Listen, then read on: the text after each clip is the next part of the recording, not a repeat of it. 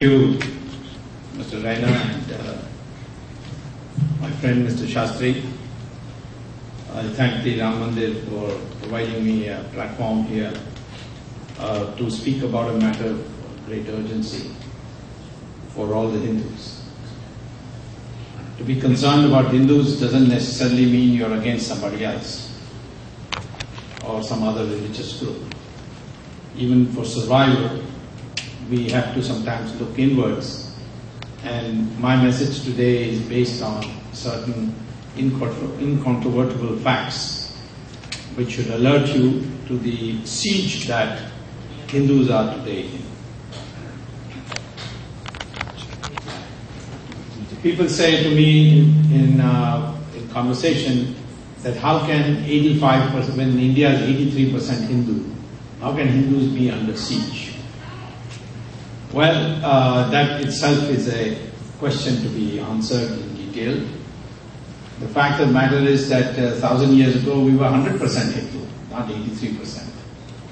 And a small band of people coming across, first the Islamic invaders and then later on the British brigands, they were able to capture the country and reduce the country to poverty.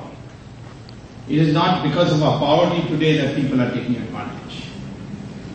1,000 years ago, we were the most developed country of the world. And with that power, that riches, that is why most people came in the first place, to loot the country. The fact is that we didn't have the necessary mindset to resist it. And that's why a handful of people were able to rule over us for 1,000 years, sequentially, first 800 years the Islamic rulers, and then 200 years the Britishers. We find this kind of thing translated into other things also. In Malaysia, the Murugan temple was demolished. In Kazakhstan, several temples were demolished. In the city of Moscow, the Hare Ram Hare Krishna's ISKCON temple was demolished. Just got a report that in Trinidad there have been vandalism in our temples. Here again we find this is not anti-social elements, they are elements which are targeting the Hindus. And therefore when you see, all told, you see that what we are witnessing is a systematic campaign against the Hindus, but it's very subtle. And the Hindus are being told these are terrorists, these are isolated incidents, we should be calm, we should not do anything. Just being given sugar-coated pills, palliatives to go to sleep. All the attacks of the terrorists today are targeted on Hindus. If you look at the casualty list, you will find 99.9% of the people who have died are Hindus. When Akshardham was attacked, it was not a mosque which was attacked. When in Ayodhya there was an attempt to blow up the Ram Mandir, that was not a mosque there. Or for example, what happened in Varanasi. You find when the professors were shot and killed in the Indian Institute of Science, they were not Muslim professors. They disappeared. The Greek civilization has disappeared. Egyptian civilization has disappeared. And the Iraqi Babylonian civilization has disappeared. They are there. Babylon is there, Egypt is there, Greece is there. But it's not the same civilization as their ancient civilization. India's character can also change. The Hindu civilization can disappear. Even the Indian state is not safe. Don't take it for granted. We are lucky that we have been a united country. But look at the Soviet Union. Such a powerful central government. Broken into 16 countries today. Yugoslavia. Broken into 4 countries. Not to mention other countries which are also broken. So our country also has to be protected, its integrity, its unity has to be protected, and it has to be protected by the people. And how the people can do it is part of my talk here today, and I'll talk about it in the end. But I would like to mention to you that Hindus are under physical siege. If you look around, if you open your eyes, you can see it clearly and without any doubt. Regulations. A government act is passed, Hindu Religious Act and Charitable Trust Act, under which the government can take over any temple and take over the hundi money also. And they have been doing that.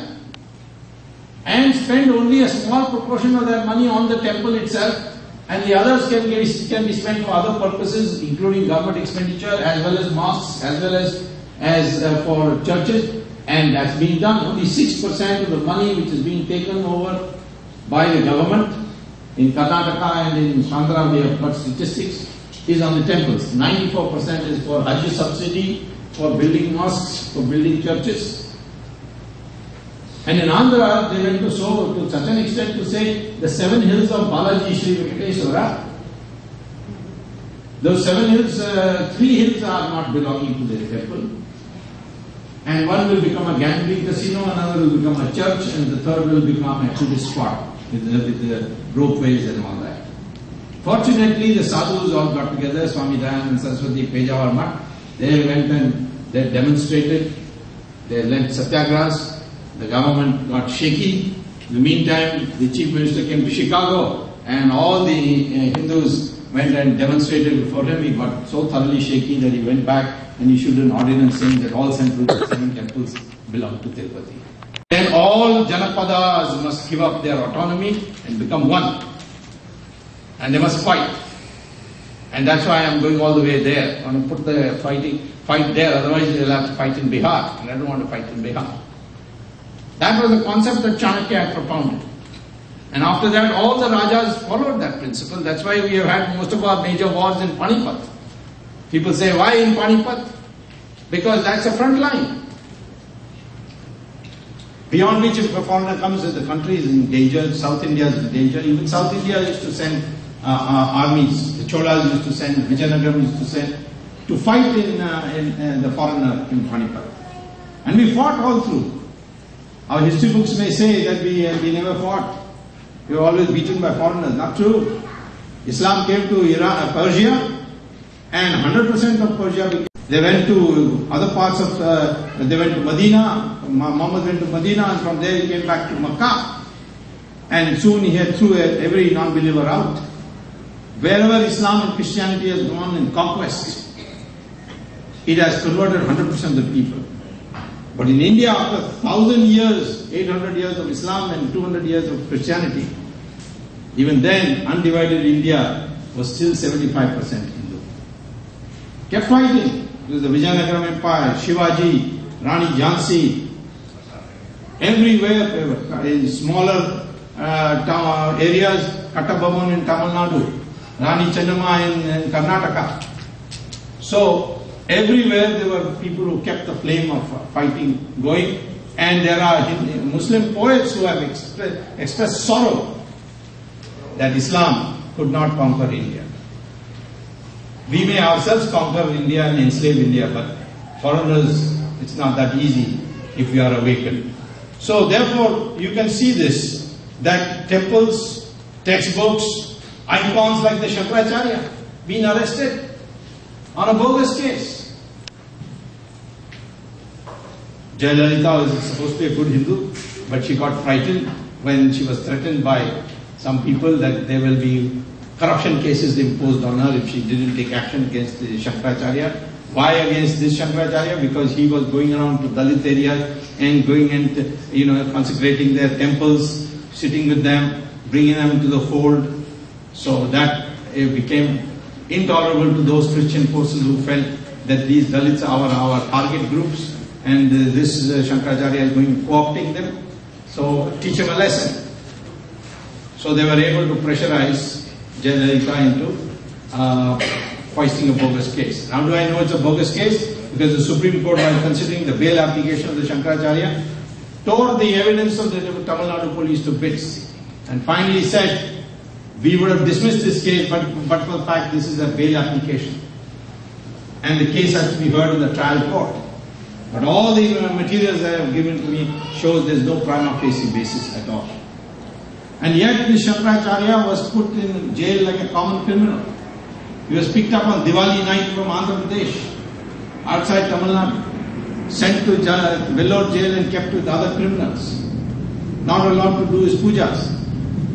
Have we done that with other criminals also of that kind of eminence? When Sheikh Abdullah was arrested for anti-national activities, He was kept in a guest house. It's a beautiful guest house. A small island juts out called Rameshwaram Island, which is from Paman to Dhanushkodi. After that, a series of coral reefs are there. They look like a bridge. It's a big causeway, 1.5 miles wide and 30 miles long. It's not an ordinary construction. And we believe that, as Ramayana tells us, that the Rama directed the Vanar Sena to build it. So, if you want to put a canal, you can go through that part, through the land part, that island from Paman to Dhanushkodi, and still have a canal, and not demolish the Ramasetu. But no, the government said, we will have only this route. And they wanted to demolish it. Finally, I went to court, and the court then heard my arguments and gave a direction to the government. Tell us why of the alternative routes you have picked this one route. I argued they picked it up because Karunanidhi is anti-Ram. He has humiliated Ram. He's got bias. Besides, of course, the fact that this project is going to cost more by going through the ocean rather than through the land. And therefore, this bias being the thing, therefore he is doing it deliberately. Of course, Karunanidhi has a long history of opposing Ramayana, and he is getting support from Delhi for that. It will be protected, and this project cannot go through the way it is. In fact, I think it's not I who's fighting for it, it's Lord Rama's wishes are there. Because when the dredger went to break through, the dredger broke into two and sunk into the ocean. Then the government sent a crane to pick up the dredger. The crane broke into two and sunk into the ocean. So they got confused, and they brought an engineer from abroad, a Russian engineer, to check what is happening, and he broke his leg. Then Karunanidhi made a resolve, he said publicly resolved, that I will do something about it, and his family broke into two. Maran was kicked out.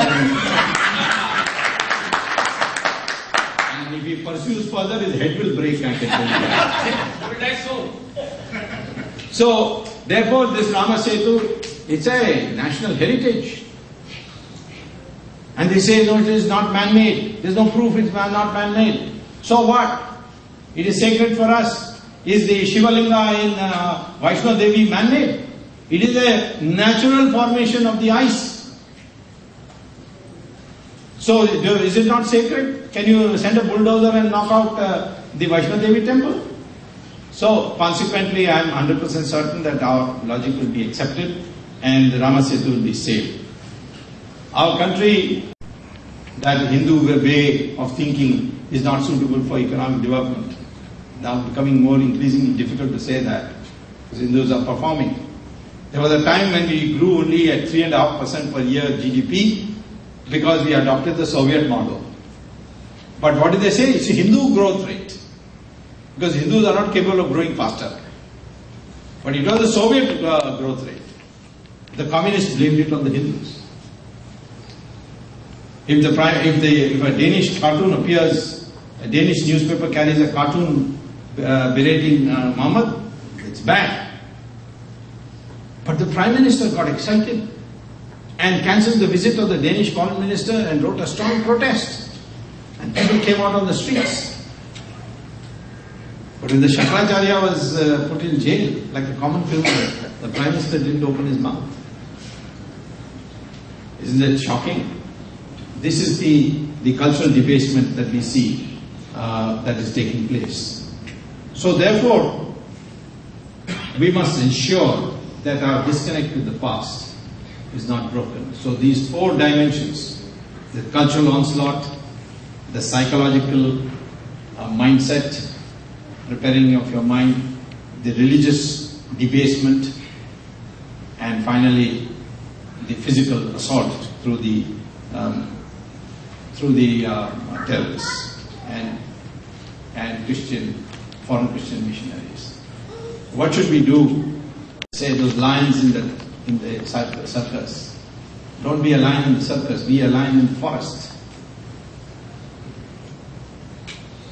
I would say that Let us recognize going to temples, doing puja, celebrating Diwali is only a necessary condition for being a good Hindu. But it is not sufficient. Defending the Hindu faith is the sufficient requirement, sufficient condition for being a good Hindu. If the Kashmiris suffer, we all should feel bad about it. If Rama Setu is being demolished, people in Kashmir should feel bad about it. They should mobilize, they should get together. And it can be done. We are working on it in India. The question is what you can do for contribution, I'll say towards the end. Who comes and tries to preach to you about your own religion. The other day somebody told me, why are you against such and such politician? After all, she wears a sari and she puts on tika. I won't name names. I said, but when Ravan came to abduct Sita, he did not come as Ravan, he came as a sannyasi. So same way if you wear a sari and a tika, you have come to fool me, that's all.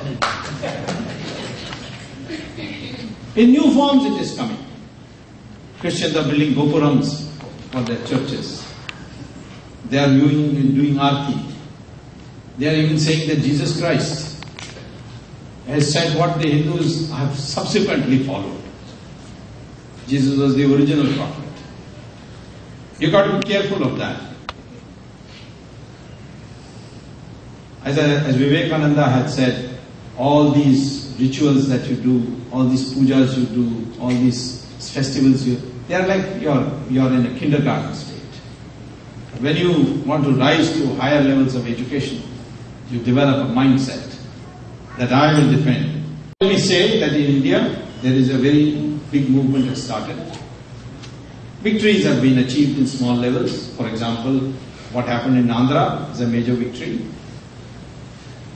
The Karnataka High Court, because Pejawar Math went to court, got the Karnataka High Court to say that any legislation on Hindu temples which is not equally applicable to other religious shrines is unconstitutional. The matter has gone to the Supreme Court. There's a fight there.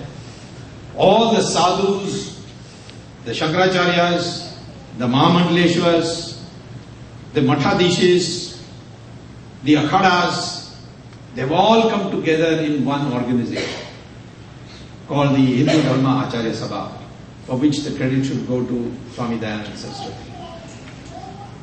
2 conferences have already been held. Not easy to hold them, because all these Shankaracharyas and Mahamandaleshwars got big egos. And when the Bombay conference was being held 2 years ago, and the next one is in Bangalore in November, the Mahamandaleshwar said, we'll bring our own Singhasan. Because supposing somebody else gets a bigger Singhasan than me, then it is an insult to us. So, poor Dayananda Saraswati has spent a lot of money and ordered 500 Singhasans to be produced of identical size and shape, so that everybody will be seated on it. Unfortunately, that is there, but we have to make arrangements for that. And the Acharya Sabha met. They have ruled that anyone who now propagates against Hindus will not get the Hindu vote, will come and campaign against them. That's one step. The next step is whoever campaigns for a Hindu agenda, we will campaign for him. That step I hope they will take in November. In a democracy without government, you cannot bring fundamental change. For artificial intelligence is going to be used for storing knowledge in the computer, and that's why Bush has now set aside extra money for teaching of Sanskrit in the United States. Sanskrit is taught beautifully in the United States. I myself learned Chinese in the United States. They teach Chinese very well. Sanskrit is being now increasingly taught in many universities of the world. Learn Sanskrit yourself, otherwise make your children learn Sanskrit or your grandchildren learn Sanskrit. Have classes. Maybe the Ram Mandir should to get some good teacher who should teach Sanskrit, because it's not difficult to learn. You can learn Sanskrit in 2 months. and have Sanskrit classes, Sanskrit groups where you converse only in Sanskrit. It brings about a huge mental change. The Parsis came to India. They disappeared everywhere else. They're surviving in India and we have no problem with them. They're 60,000 only. But judges of the Supreme Court, Parsis, the Air Force Chief today is a Parsi. The Attorney General was a Parsi till recently. There are Parsis in law, medicine, everywhere. One of the most well-known journalists of industrialists of India is Ratan Tata, Godrej's, Shapurji, Palanji. Far beyond their proportion of 60,000, they are represented in the power structure of India. No Hindu minds it. So to say that the Hindus are jealous of Muslims because the Muslims are making economic progress, that's why communal riots are taking place. No. That's not the reason. You accept your identity as Hindustani. Hindus will treat you as part of the family. And you will become one. Don't identify yourself transnationally. What are those Muslim doctors in Bangalore, what they had to do with Glasgow airport? If they had gone and tried to blow up Glasgow airport because the British looted India, I can understand.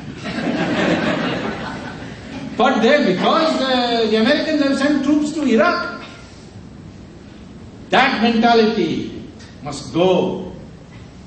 You stand for the national interest of India. I recognize the state of Israel when I was a minister. I had the power to do it because Chandrasekhar delegated that power to me. Everybody said the Muslims will be on the road. Saeed Shahabuddin, one of the prominent Muslim politicians, came to see me. He said, how can you do this? This is against Nehruvian. I said, because it is against Nehruvian tradition, I'm going to do it. He said, Muslims will revolt. I said, they won't revolt. Nobody revolted. And today Israel is our best friend in defense technology. So, therefore, we should not be bothered about this. We have to tell the minorities very clearly, you are part of the family, provided you accept that you come from the same lineage as us. So,